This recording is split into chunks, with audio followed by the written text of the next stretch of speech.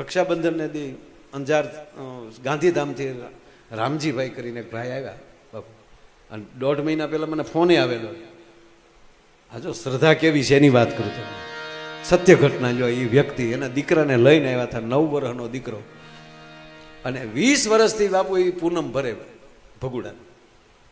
કોઈ પૂનમ બાકી ન હોય. એ માણા પહેલા ખટારામાં આવતો, પછી બાઇક લઈને આવતો, હવે ફોર્ચ્યુનર લઈને આવે, પણ પૂનમ નથી પાડી એને. આ નરું સત્ય. અને આ દીકરો પણ માતાજીની કૃપાથી.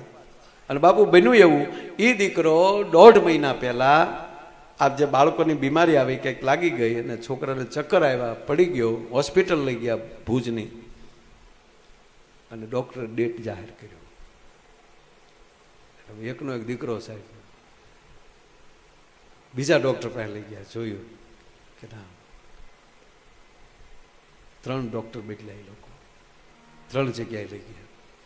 પછી તો 3જી જગ્યાએ કહી દીધું. તો જે હતું એ આણે ઘરે ફોન કરી દીધા, સગા સ્નેહીઓ, જે આપણે સામગ્રી જોતી હોય એ બધી. છોકરાની માનો ફોન આવ્યો, હું આવું હોસ્પિટલ, એ પહેલાં તમે એને અહીંયા લઈને નીકળતા નહીં. અને ભગુડાના હવનના, મોગલમાના હવનની ભસ્મ બાપુ એની ઘરે હતી.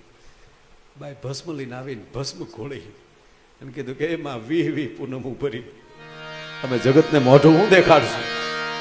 એમ કરીને જે દીકરાએ 1.5 કલાક પહેલા સાહેબ દેહ છોડી દીધો હતો, એના મોઢામાં ભસ્મ મૂકી અને દીકરો બેઠો થયો છે.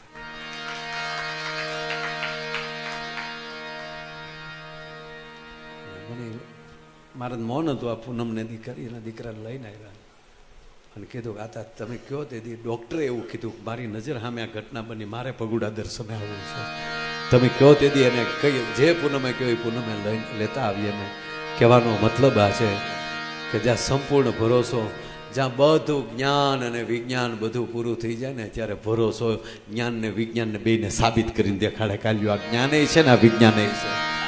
કહેવાનો અર્થ કે આ બધા શ્રદ્ધાના ઠેકાણા છે. તમે કલ્પના તો કરો યાર, કે ગધેય કોમના એક જગદંબા, એક માં, ઈ ટેલ કરે ચલાળાની, અને અંદર એવી ગાંઠ વાળી લે કે દીકરો થાય તોય મારે તને અર્પણ કરવો છે. અને એને મુસ્લિમ ગધેય સમાજના માડીને સાહેબ સંકલ્પ કરે કે અમારે સંતાન નથી, જો દીકરો થાય તો ચલાળા ગાદીએ ધરી દેશું.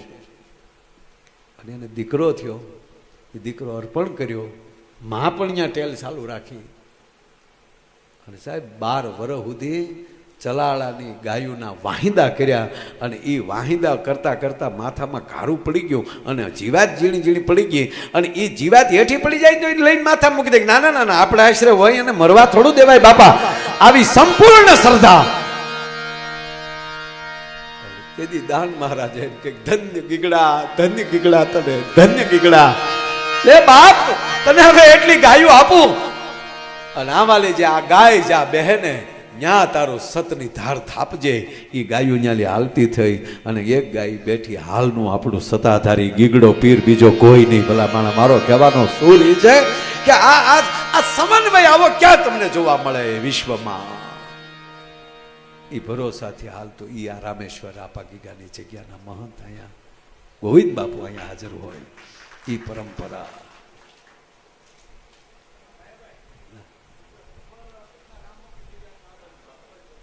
બાપુ મને ખબર ને, આ ભોજ વર્ષનો ભેંસ એની ભેંસ બાપુ. અમારા વડીલ મારું હું કહું ને બાપુ, મને કોકને એમ લાગે કે એના એના પગ ધોવે એટલે હું પછી રામ બાપુએ ત્યાં બાપુ મહંત બનતી વખતે કીધું કે ત્યાં તમારે ક્યાંક પુરાવો આપવો પડે. જેમ સુધરવાનની ઘોડે કડામાં પીડ્યા હતા સાહેબ ત્યારે, કે મૂકો તેલની કડા, હોહરવો ભજન ગાતો ગાતો નીકળી જાવ તો માનજો હતા ધાનનો ટેલિયો છોવે. આ ભજનની તાકાત છે. તુલસી શ્યામની થોડાક સમય અહીંયા ગાવો ચારે લઈને પછી સત્તાધાર આવેલા. અરે બાબુ તકલીફ પડેલી. મોટા ભાઈનું અવસાન, મોટા ભાઈનું અવસાન થયું ત્યારે સમય એવો હતો સાહેબ દેરવટું વાળવાની વાત આવી. પેલા તો એક મર્યાદા હતી ને, બેનને પૂછ્યું કે આથી નાના છે ને યારે લગ્ન કરીએ તો વાંધો નહીં ને. દીકરી બેને કે જવાબ આપ્યો નહીં એટલે બધા હા સમજ્યા. અને અહીંથી નાના રામભાઈને કીધું કે તમારે લગ્ન કરવાના છે. ઓહો, અત્યાર સુધી મેં મારી મા સિવાય, મારા ભાભી હતા પણ મા સિવાય મેં જોયું નથી, અને મારે એને અરે કેમ પડલાય સાહેબ, રાતનું નીકળી જવું અને સતનો માર્ગ લઈ લેવો, રંગાઈ જાવ તો એટલી જ વાર લાગે છે સાહેબ. આપણને હસું ડસુમાં હલવાઈ જાય છે, વાંધા ઈ પડે છે, બીજી કોઈ ઓલું નથી. અને એ રામ બાપુ હતાધારને હાલમાં અહીંયા સમાધિ છે. અને એવા એક સળિયા હતા સાહેબ. અત્યાર સુધી તમે જોઈ લો, ગીગડા પીરથી લઈ અને અત્યાર સુધીથી લઈ જાઓ તમે. શામજી બાપુ, જીવરાજ બાપુ, શામજી બાપુ બેઠેલા બાપુ, રાવત બાપુ બેઠેલા, રાવત ભગત, અમરદા બાપુ ખારાવાળા, આ બધા સંતો બેઠેલા. અને બાપુ જે બોલી બેઠક હતી ત્યાં હાથના બધા એને દર્શન કરવા બધા આવતા હતા, એટલે બધા લાઈનમાં દર્શન કરે. અને એમાં એક બેન એની હારે, એની એક દીકરી નાની એ હારે, અને એમાં એની આગળ એક બેન દીકરો, એ દીકરાને આમ પગે લગાડ્યો. એટલે શામજી બાપુ સરસ સરસ સરસ, એ દીકરાને પગે લગાડ્યો ને તો ઓલી દીકરી બીજી બેનની હારે જે દીકરી હતી ને એ રડવા મળી. એટલે શામજી બાપુ કીધું કે બાબા કેમ તમારી આ દીકરી રડે? બાપુ એ બેને રડવા મળ્યા કે ભાઈને જોયો ને એટલે. કેમ? કે એને ભાઈ નથી ને એટલે. હે કોક રોવે, શામજી બાપુ રોવે.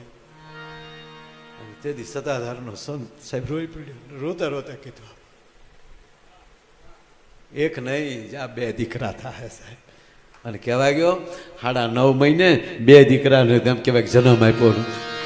અને આ બધા સાક્ષીના પુરાવા છે, એક ને લેવા બેહો. શામજી બાપુ જાતા હતા, બાપુ બોલે ક્યાં ગામમાં મોટરમાં દીકરી હડફટે આવી ગઈ.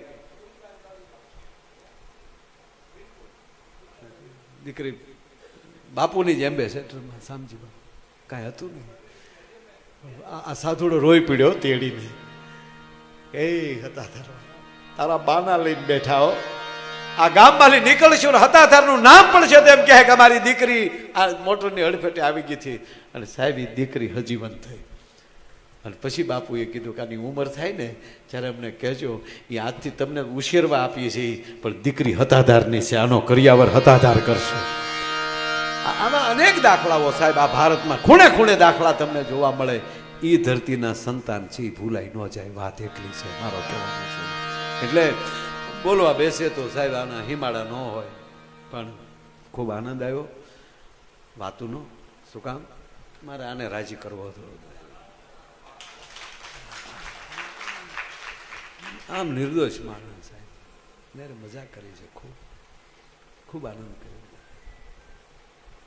મારું ખૂબ રાખતો, બોલું એટલે વેણ ન પડે. આમ તો આમ જ એટલે એક ભેરુનું ભીતરનો ભેરુ હતો, એટલે જ આવું થોડુંક સારી વાતું નીકળી છે. એ બાને સારા નામ લેવાના, એ બાને એને એક શ્રદ્ધાંજલિ તો શું આપણે આપીએ, સંતો આવી જાય એટલે. અને ત્રીજી વાત એ છે સાહેબ, ભાદરવો મહિનો અને આ ત્રીજી પૂર્ણતિથિમાં તે આવા સંતોની હાજરી હોય, આ એને આનંદ જ ન હોય ને એ જીવને, તેની વાહે તમને આવું કરવાનું હુજે જ નહીં. તમારે જ્યાં લખો ત્યાં લખી લેજો સાહેબ. એટલે એના બંને દીકરાઓને ખૂબ ખૂબ ધન્યવાદ આપું છું, આખા પરિવારને. અને બેટા સાથી ઠોકીને કહું કાંઈ કામ હોય કહેજો.